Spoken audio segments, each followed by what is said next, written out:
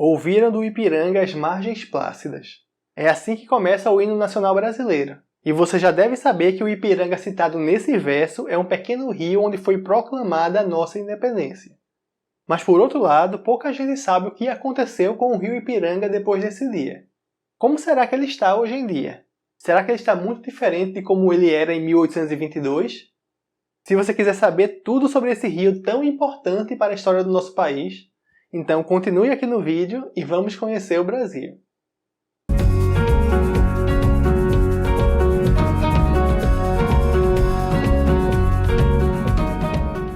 Fala minha gente, sejam bem-vindos a mais um vídeo do Conhecendo o Brasil. Como na próxima quarta-feira é o dia do bicentenário da nossa independência, a gente vai falar um pouco sobre um dos principais símbolos desse evento. É o rio Ipiranga, que fica na cidade de São Paulo, e foi nas margens dele que Dom Pedro gritou independência ou morte e decidiu separar de vez o Brasil de Portugal. Tanto que ele aparece naquele quadro famoso de Pedro Américo, que também se chama Independência ou Morte, bem aqui no canto. Só que depois disso, quase ninguém fala sobre o rio Ipiranga. Então, o que será que aconteceu com ele? Onde ele fica? Será que ele ainda existe ou esse rio acabou secando depois de tantos anos? A gente vai dar todas essas respostas ao longo desse vídeo. Então eu peço a você que fique aqui até o final. E se você quiser entender mais sobre o nosso processo de independência e conhecer fatos e curiosidades sobre esse tema, então saiba que esse vídeo faz parte de uma grande parceria entre criadores de conteúdo aqui do YouTube, para celebrar essa data tão simbólica. Então aqui na descrição você vai encontrar os links de todos os vídeos que fazem parte desse projeto. Vale muito a pena dar uma conferida em cada um deles. Bom, explicado isso, então vamos voltar ao rio Ipiranga. Primeiramente, não é certo chamar o Ipiranga de rio, porque ele não tem volume de água suficiente para isso. Então o termo mais correto para se usar nesse caso é riacho. E o nome Ipiranga é uma palavra que vem do tupi e significa rio vermelho, já que as suas águas eram barrentas e avermelhadas. Só que antes da independência esse riacho não era tão conhecido assim. Ele ficava numa área rural praticamente desabitada nos arredores de São Paulo, que nessa época, no começo do século XIX, era uma cidade bem pequena, com menos de 5.000 habitantes. Só quem conhecia essa área eram os tropeiros que iam de São Paulo até o Porto de Santos, porque eles paravam por ali para beber água e lavar os seus pés, por exemplo. Mas tudo mudou no dia 7 de setembro de 1822, quando o príncipe Dom Pedro estava fazendo uma viagem de Santos até São Paulo, e como o príncipe estava tendo um desarranjo intestinal, essa viagem acabou demorando mais do que deveria, porque ele precisava parar no caminho várias vezes. Mais ou menos às 4h30 da tarde, Dom Pedro precisou parar mais uma vez, e ele escolheu a margem do rio Ipiranga para isso. Então toda a tropa aproveitou para descansar e dar água para as mulas. Foi nesse momento que chegaram 2 cavaleiros trazendo algumas cartas para o príncipe. Entre elas uma do ministro José Bonifácio e outra da sua esposa, a princesa Leopoldina. E foram as notícias que Dom Pedro recebeu ali, através daquelas cartas, que desencadeou o famoso grito da independência. E depois, o que aconteceu com o Ipiranga? A gente vai mostrar para você a situação de cada trecho desse riacho. Mas antes de continuar, eu vou lembrar que você precisa deixar o like nesse vídeo agora, para que essas informações cheguem a mais pessoas e todo mundo possa saber o que realmente aconteceu com o famoso rio Ipiranga. E se você quiser conhecer outros lugares do nosso Brasil nos mínimos detalhes e sem sair de casa, então é só se inscrever aqui no canal e ativar as notificações. Porque quando a gente lançar um vídeo novo, você vai ser avisado na mesma hora e vai poder conferir as novidades antes de todo mundo, combinado? Então agora vamos continuar. Naquela época o riacho Ipiranga ficava longe da área urbana, que era mais ou menos a área entre a atual Praça da Bandeira e o Mercado Municipal, só isso. Mas como a cidade cresceu muito, ela acabou envolvendo o riacho, até que em 1942 ele foi canalizado, assim como quase todos os outros rios e riachos que cortam a cidade.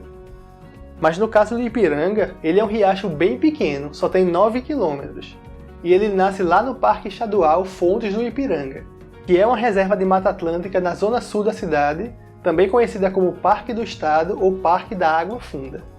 Essa é uma das maiores áreas verdes da cidade de São Paulo e abriga várias instituições importantes, como o Parque de Ciência e Tecnologia da USP, o Zoológico e o Jardim Botânico.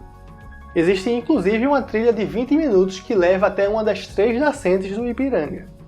Depois que ele deixa o parque, o Ipiranga segue em galerias fechadas por baixo da cidade até a Avenida Professor Abraão de Moraes, onde ele corre dentro das canaletas abertas no canteiro central. Depois ele continua no meio da Avenida Dr. Ricardo Jafé até chegar ao Parque Independência.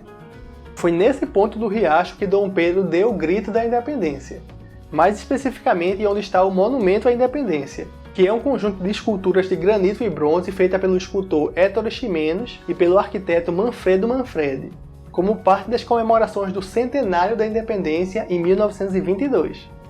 E depois que ele passa pelo parque, o riacho volta a correr no meio da Avenida Tereza Cristina até desaguar no rio Tamanduateí, do cruzamento com a Avenida do Estado.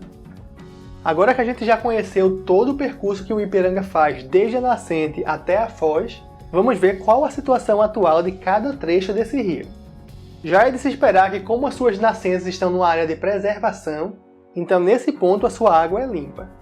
Na verdade, não só nas nascentes, mas em todo o trecho de 400 metros que corre dentro do Jardim Botânico. No começo do século passado, essa parte do rio também foi coberta por concreto. Só que essa cobertura foi tirada em 2006 e 2 anos depois, toda essa área foi revitalizada. E hoje em dia as margens desse trecho são cobertas de vegetação e na água dá para ver até alguns peixes. Mas quando ele deixa os limites do parque, aí a situação muda completamente.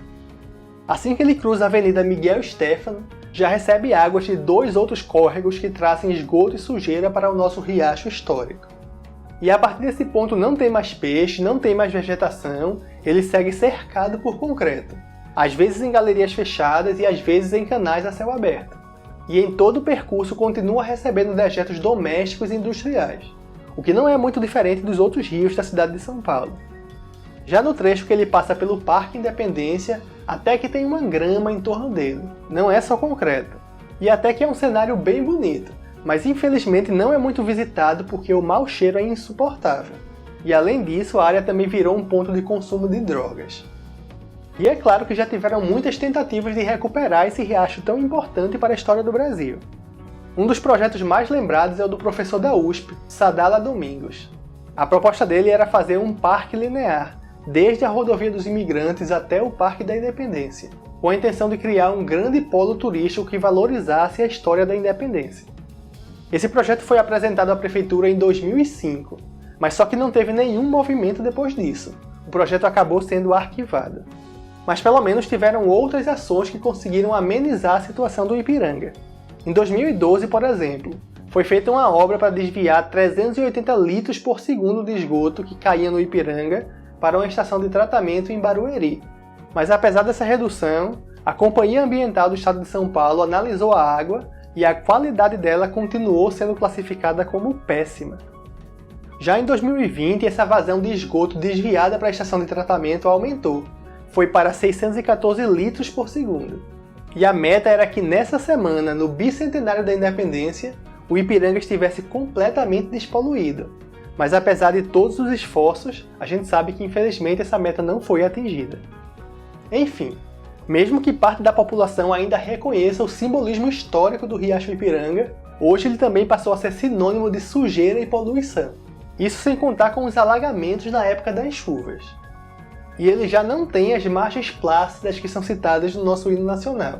Em volta do Ipiranga só tem concreto e ele corre praticamente escondido no meio dos prédios e das avenidas.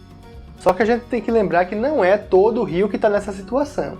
Ainda tem aquele trecho no Parque do Estado que está muito bem preservado e mostra para todos nós que realmente é possível ter rios de água limpa no meio da maior cidade do Brasil. Gostou de aprender mais sobre o famoso Riacho do Ipiranga? Então, se ainda não fez isso, deixa o like aqui pra gente e se inscreva no canal, para que você possa continuar tendo acesso ao nosso conteúdo e aprendendo cada vez mais sobre o Brasil. Aproveite também para seguir a gente nas redes sociais, porque lá a gente posta um conteúdo diferente daqui do canal.